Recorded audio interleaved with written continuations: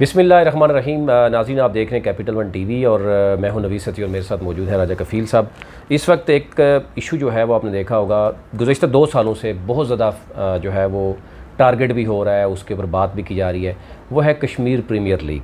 जिसका main objective जो था कि कश्मीरी नौजवान जो हैं, जो क्रिकेट से जिनका लगाव है, उसको फ़रोग़ देना है, कश्मीर में अमन का पैगाम देना है, और जो ये समझते हैं कि कश्मीर में कुछ और हो रहा है उनको भी पैगाम देना है। लेकिन बदकिस्मती से ये हुआ कि पीसीबी यानी पाकिस्तान क्रिकेट को ख़ुद और आज़ाद जम्मू कश्मीर को ख़ुद ये सॉफ्ट इमेज देने के बजाय उन्होंने 2 ऐसे मुतनाज़ा शख्सियात को इसमें इन्वॉल्व किया। उन्होंने प्राइवेट कंपनी जो है वो इसमें इन्वॉल्व की और फिर अरबों रुपए जो है वो कश्मीरियों के नाम पर उठाए गए। और उसके बाद जिस तरीके से उस क्रिकेट के फ़रोग़ की बजाय एहतसाल हुआ, मैं समझता हूँ कश्मीरी क्रिकेटर्स का, वो इंतहाई जो है वो तशवीशनाक सूरत हाल इस वक्त मौजूद है। दूसरा सीज़न अभी तकरीबन 11 अगस्त से लेकर 25 अगस्त तक होगा, लेकिन उससे पहले इतने बड़े बड़े सवाल उठ गए हैं कि कश्मीरी क़यादत जो है वो भी परेशान है। इवन आपने देखा होगा कि असम्बली में गुफ्तगू हो रही है, हमारे इस्टैब्लिशमेंट के इदारे खामोश क्यों रहे कि चलो क्रिकेट की बात तक तो थी। उन 2 शख्सियात का इंतखाब हुआ कि जिनके ऊपर मुतअद्दिद पहले से मुकदमात दर्ज हैं, जो कि एक बलूचिस्तान से है और एक जनूबी पंजाब से, जिनका कश्मीर से कोई तल्लुक़ नहीं, जिनको क्रिकेट से कोई लगाव नहीं, जिनको पता ही नहीं है, ना कभी क्रिकेट क्लब कभी उन्होंने ज्वाइन किया, ना क्रिकेट खेली है कभी, ना उनको अगर हम T20 की बात करें तो वो उनका पता नहीं। सिर्फ पैसे के लिए अगर वो आए हैं और बरमला कहते हैं कि हम पैसे कमाने के लिए आए हैं, और फिर उन्होंने किया कि अरबों रुपए इकट्ठे करने के बाद आज़ाद जम्मू कश्मीर के साथ, गवर्नमेंट के साथ फ्रॉड किया कि 1 पैनी टैक्स भी नहीं दिया, और फिर ऐसे ऐसे मायदे किए। और उसमें ये लग रहा है कि बहुत सी मामलात मुलव्वस हैं। अब 4-5 तरह की बातें यहाँ पे इन्वॉल्व हैं। एक तो यह है कि उनके एक साहब की तरफ से विराट कोहली को बाकायदा तौर पर इन्विटेशन देना और ये कहना कि वो आज़ाद जम्मू कश्मीर में आएंगे एज अ मेहमान खुसूसी,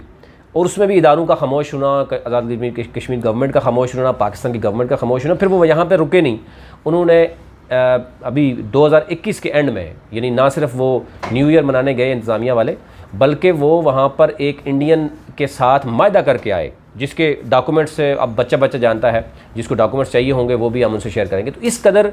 यानी वो आगे चले गए। और फिर एक तकरीब मुनक्कद हुई, जब सबसे खौफनाक बात है, मैं राजा साहब से भी जानूँगा, सबसे खौफनाक बात कि आज़ाद कश्मीर के MLAs और मिनिस्टर्स को बुलाया गया दुबई में,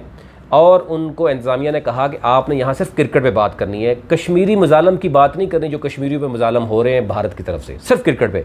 वहाँ पर कुछ मिनिस्टर्स हैं, उन्होंने इस पर एहतजाज किया, लेकिन कुछ ने वहाँ गुफ्तगू की और ख़ामोशी से वापस आ गए, बल्कि दूसरों को भी कायल करते रहे, जनाब के पैसा उन्होंने लगाया तो जो वो कहते हैं वो करते रहे। तो ये सूरत हाल है इस वक्त। पोजीशन यह है कि एक तरफ अरबों रुपए इकट्ठे किए गए, आज़ाद कश्मीर को 1 पैनी नहीं मिली,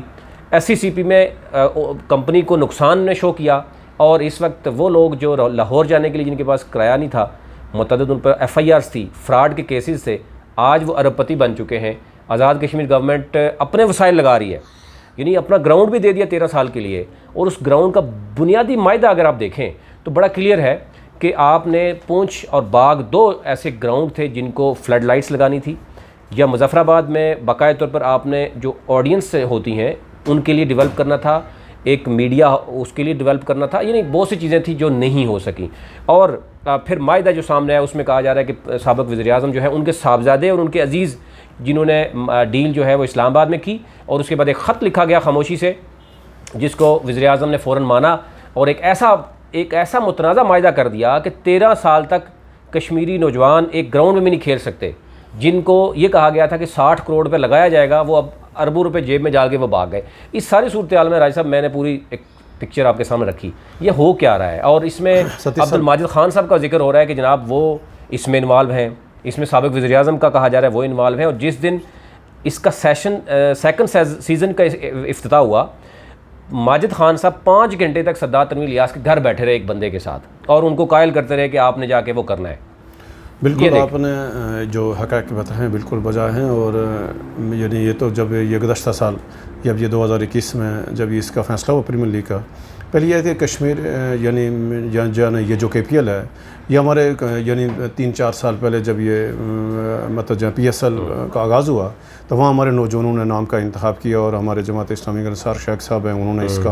आगाज़ किया, टूर्नामेंट कराए और वहाँ से लड़कों का अपने तौर पर उन्होंने अपना ख़र्चा कर। लेकिन एकदम एक अपॉर्चुनिटी, बिल्कुल मैं आपकी बात से इत्फाक़ करता हूँ कि गुज़श्ता हुकूमत वज़ीर-ए-आज़म राजा फ़ारूक, उस वक्त के वज़ीर-ए-आज़म राजा फ़ारूक अदर साहब या उनकी काबीना के चंद लोगों ने एक मुनज़्ज़म मनसूबाबंदी के तहत एक टोला था, एक जो इस्लामाबाद का बदनाम ज़माना, उन लोगों के साथ मिल के तो KPL को वहाँ से बेचा। वहाँ कश्मीरियों का जो हुकूक है ये एक बदनाम ज़माना लोगों के आगे किया और जिस तरह के साथ वहाँ हमारे ग्राउंड का सौदा किया गया, जिस तरह फिर जो अफसोसनाक बात यह है कि जब जो पिछला सीज़न यानी सीज़न हुआ, पहले तो ये उसको कहा ये पहला सीज़न है, लिहाजा हम ज़्यादा से ज़्यादा कश्मीरी बच्चों को नहीं मौका दे सकते, अभी इनका ट्रेनिंग में नहीं है तो हम ये करेंगे। तो उस वक्त तो लोगों ने यानी खामोश रहे और ये जाकर कहा अभी देखना जो दूसरा अभी एकेडमी बनानी थी, फिर जाकर वहाँ स्टेडियम को अपग्रेड करना था, वो तो हुआ ही कुछ नहीं है। ये जो मौजूदा इंतज़ामिया चौधरी शादात साहब हैं और आरफ मलिक साहब हैं, मैं आपकी बात से इत्फाक़ करता हूँ कि ज़ाहिर है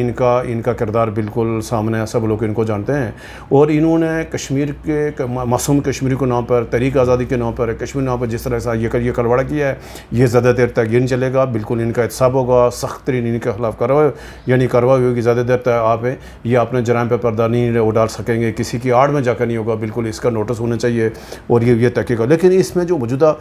यानी अभी जो कुछ हो रहा साथी साहब के जो आज़ाद किश्मीर, पता है कि आपको आज़ाद कश्मीर तहरीक आज़ाद कश्मीर बेस कैंप है मुतनाज़ा का, और डायरेक्ट इन वाला जो भी कोई यहाँ से एक्टिविटी होती है तो हिंदुस्तान इसके ऊपर वावेला करते हैं। और गुज़श्ता जब KPL हुआ तो उस पर भी हिंदुस्तान है अभी जो कुछ ये जो मौजूदा है, जिस तरह से इन्होंने यानी पैसा कमा कर बाहर शिफ्ट किया, ये कल पाकिस्तान बदनाम होगा, पाकिस्तान के अदारे बंद होंगे, हमारे ऊपर कल एक और FATF वाला नामा में ये KPL हमारे खाते पड़ेगा। और ये क्यों किया जा रहा है? मैं तो ये कहूँगा कि इसको इजाज़त किसने दी? और फिर जो KPL का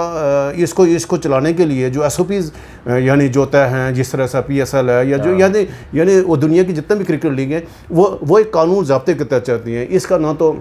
आज़ाद कश्मीर हुकूमत के साथ इसको SOP शेयर की गई, ना वहाँ पर स्पोर्ट्स बोर्ड है, वहाँ के जो हमारे अदर हैं वहाँ ना रजिस्टर्ड हुआ, वहाँ जो हमारे इनकम टैक्स महकमे है वहाँ ना रजिस्टर हो सका। फिर ये जो इस्लामाबाद में जिस तरह के साथ जो इनको जो PCB ने जो इनको इजाज़त भी दी, फिर इनको जो SOPs दी उसने उस पर भी अमल दरामदी हुआ। बिल्कुल मैं आपकी ये एक बिल्कुल इसकी जो है ना ये बहुत संगीन एक वाक़ा है, ये बहुत बड़े घपले हैं। और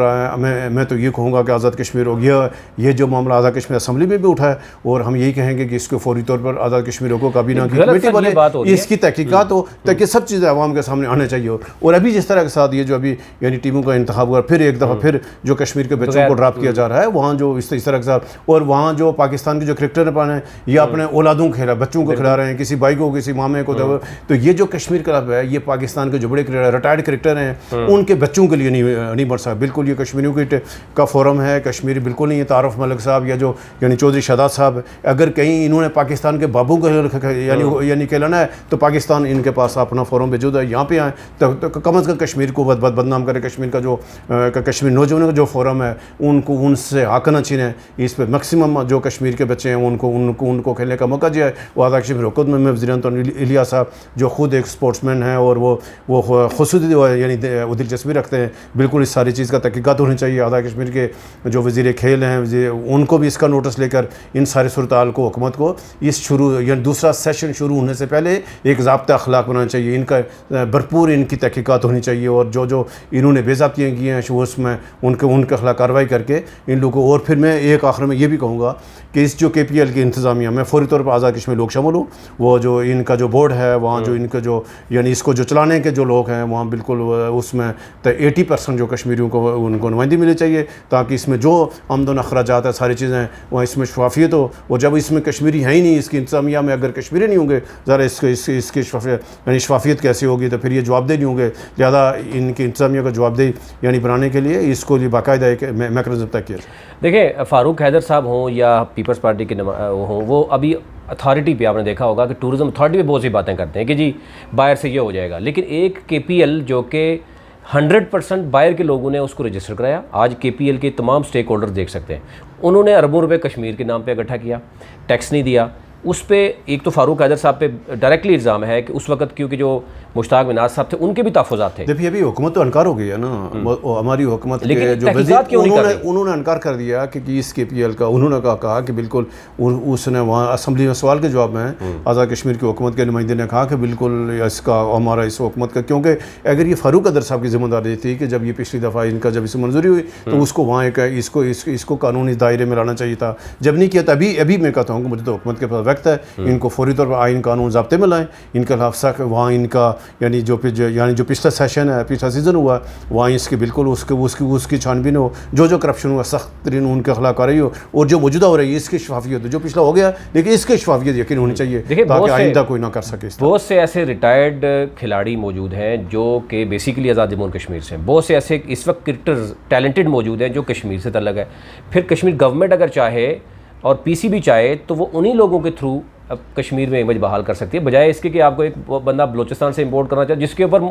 FIRs हैं, जिसके ऊपर इस वक्त भी कोर्ट में केसेस मौजूद है, जो अबूरी जमानत में मौजूद है। बिल्कुल आपने वजह फरमाया देखा ना कि दोनों आदमी ये दोनों मुतअद्दिद शख्सियत है और इनका क्रिकेट से कोई ताल्लुक नहीं है, ये आज तक कश्मीर से भी किसी क्लब की ना ही किसी क्लब की इंतजामिया में रहे। जब कोई किसी छोटे से क्लब की इंतजामिया नहीं ला तो कश्मीर प्रीमियर लीग को जो है ना कैसे उनका हवाला कर दिया गया। बिल्कुल ये संगीन मामला है और इसकी तहकीकात होनी चाहिए। मैं चीफ सेक्रेटरी आज़ाद कश्मीर से गुजारिश करूँगा, आज़ाद कश्मीर की हुकूमत से, बाकी जितने जिम्मेदार लोग हैं इसका फ़ौरन नोटिस लें और यानी इनके खिलाफ आगे कार्रवाई हो सके। बहुत शुक्रिया जी, थैंक यू।